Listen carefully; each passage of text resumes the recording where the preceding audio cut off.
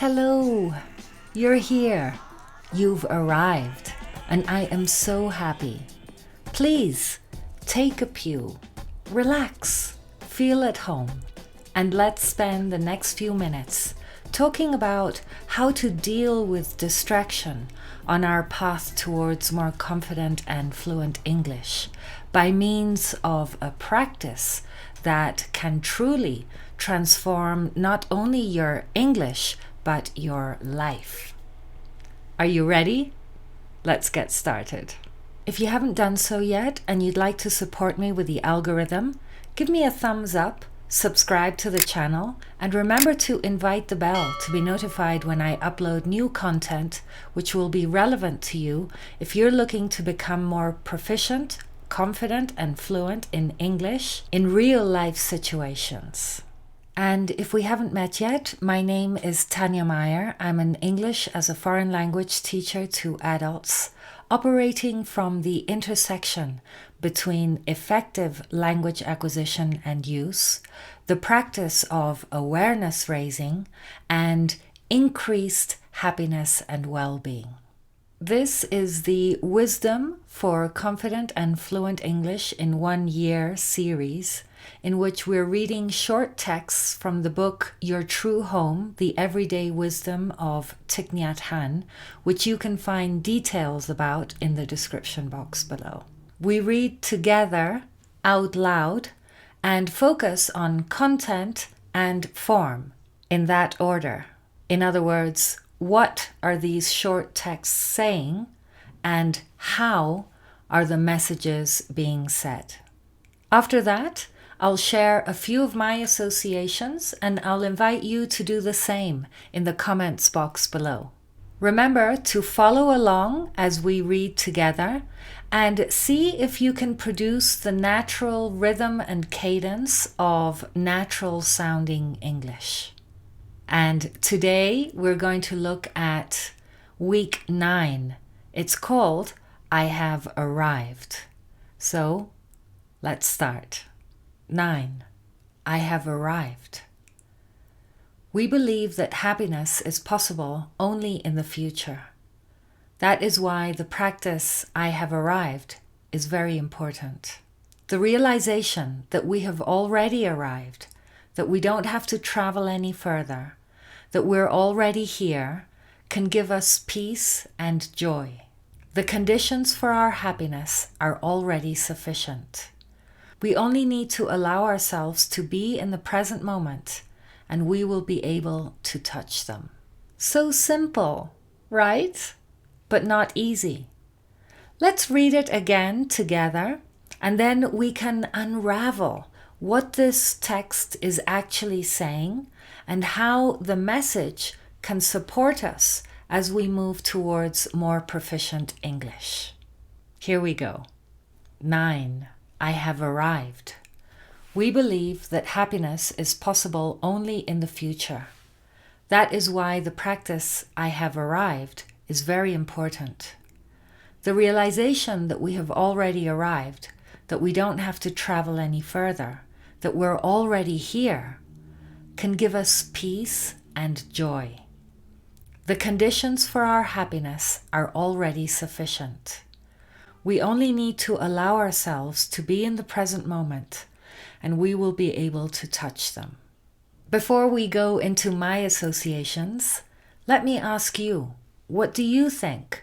What does this text say to you? Practice your writing skills by reflecting on any associations you make with this text, and then put something together in writing and post it in the comments box below.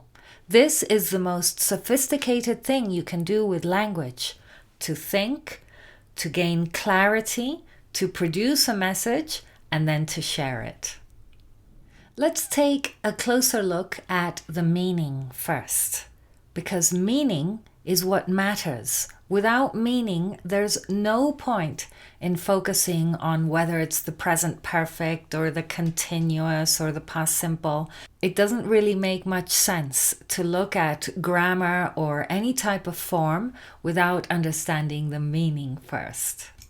So this phrase, I have arrived, what does it mean? This is something we can say when we've moved physically from one place to another, and we can call someone and say, oh, hello, I've arrived.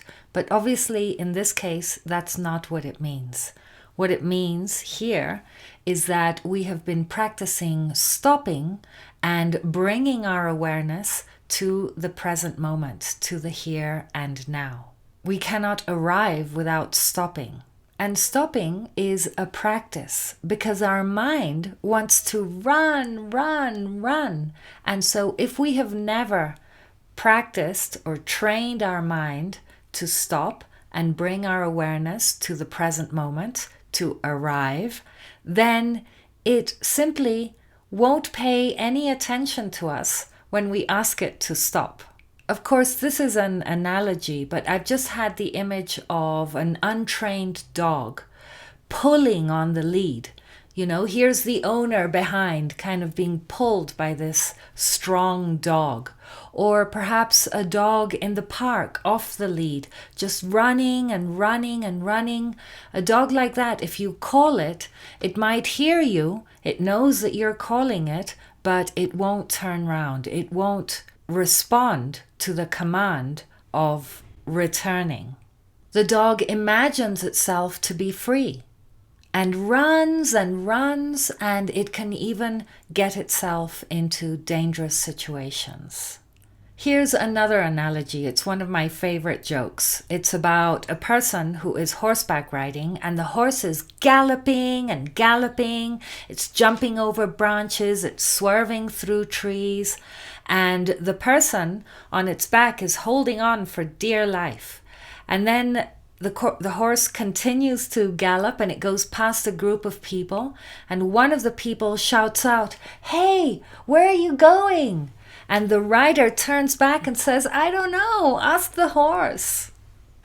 Now, many of us live our lives that way, as if we were riding on the back of a wild horse.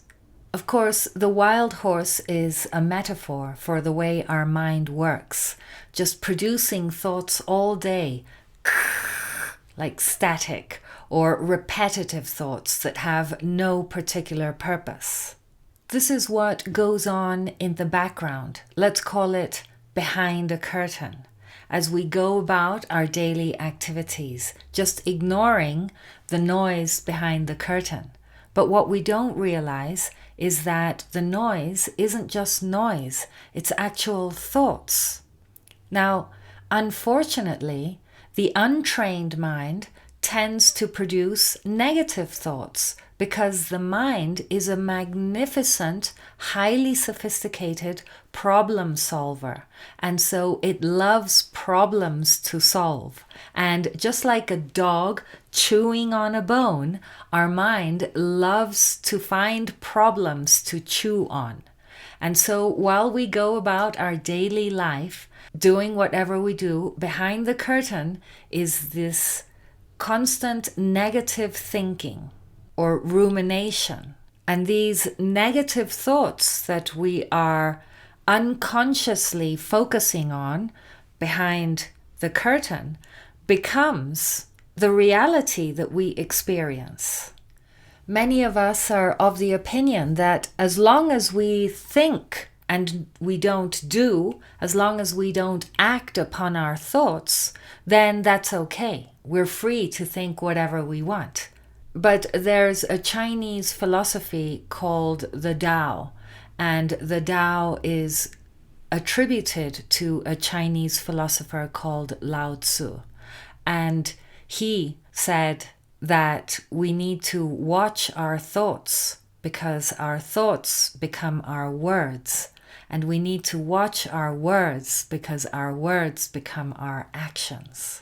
And so this is the whole thing, is that unwatched thoughts become actions. And this is why arriving is so important, because when we arrive, when we are fully present, when our awareness is together with our body in the present moment, then the noise behind the curtain subsides.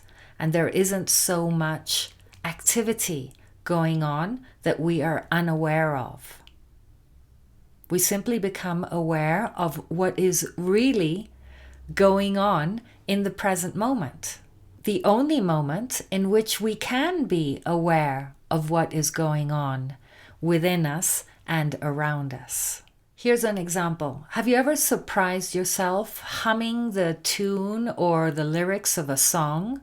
And you're just humming away. You don't know how long you've been singing this song in your head. And then you decide to look a little bit more deeply. Okay, what is it I'm singing here? And realizing that you don't really want to be repeating those words to yourself. I mean, I'll give you an example. Recently, I heard one of these songs from the 80s or 90s, I can't remember. And of course, it was a song that I used to like quite a lot back then. We all sang it. It was a popular song. And there's a little part that says, I'm just tired and bored with myself. Yeah, I'm just tired and bored with myself. And I kept singing and singing this. It's like, am I tired and bored with myself? No, actually, I'm not tired and bored. Why am I creating tiredness and boredom for myself within myself? That doesn't make any sense.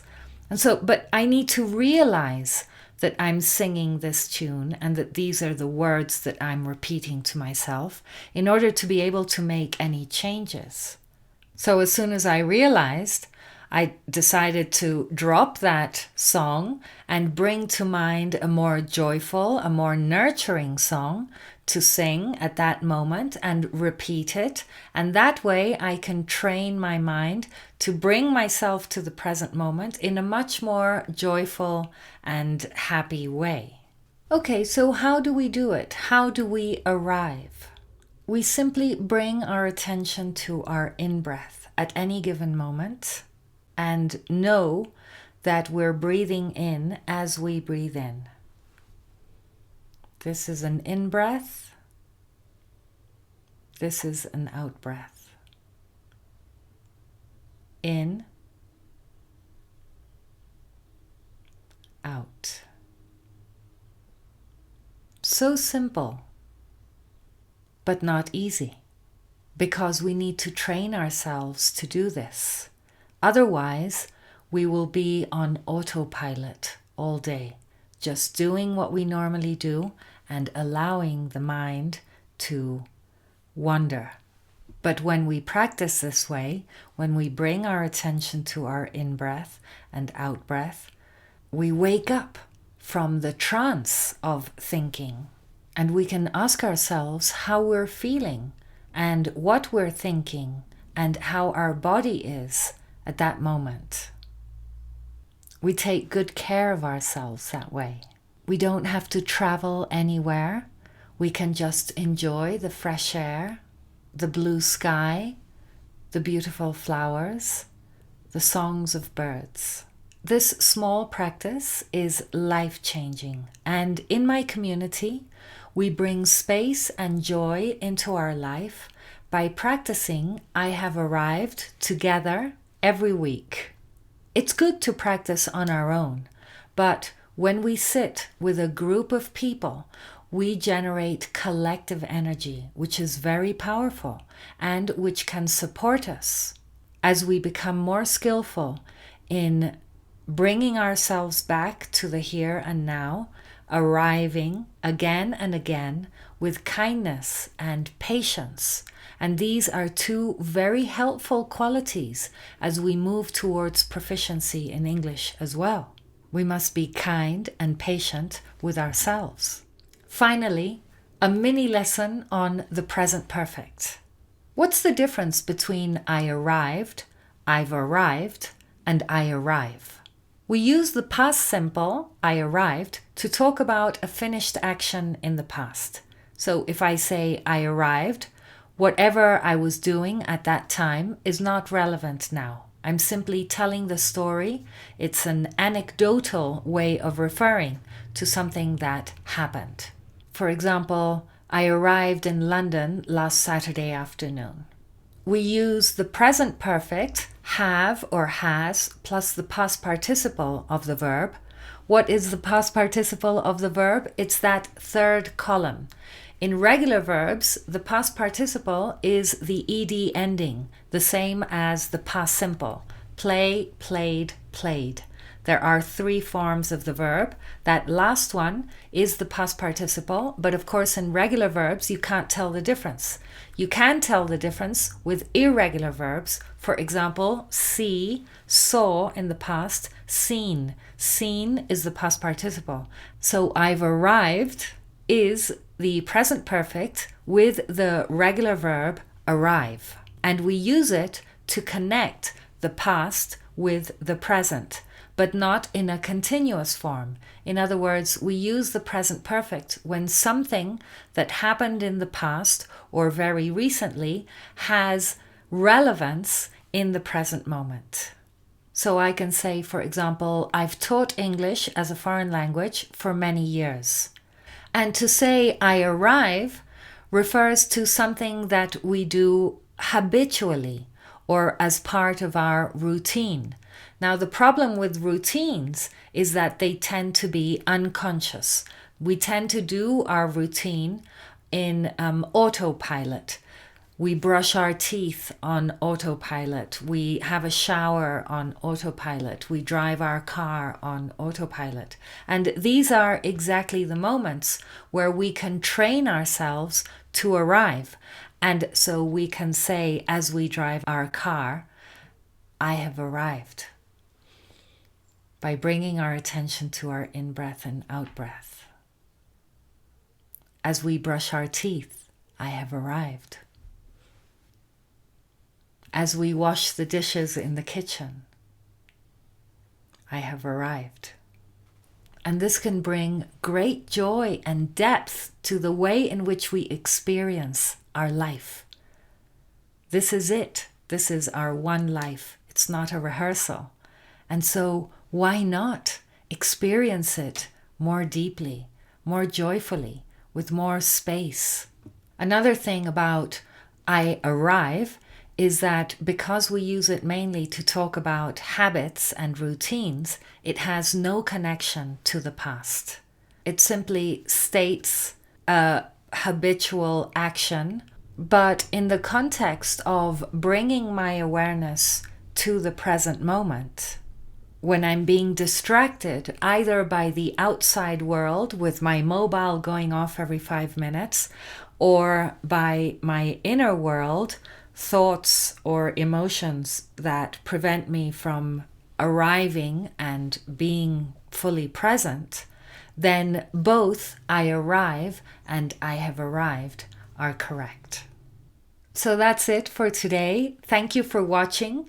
If you enjoy looking at subtlety in language, remember that we need to be looking at depth, because subtlety cannot be distinguished on surface levels. First, there needs to be calm, there needs to be space, there needs to be relaxation, and then subtlety and beauty start manifesting and revealing themselves to us. And if this is something you enjoy, make sure to take a look at the link in the description box about my ongoing English training program.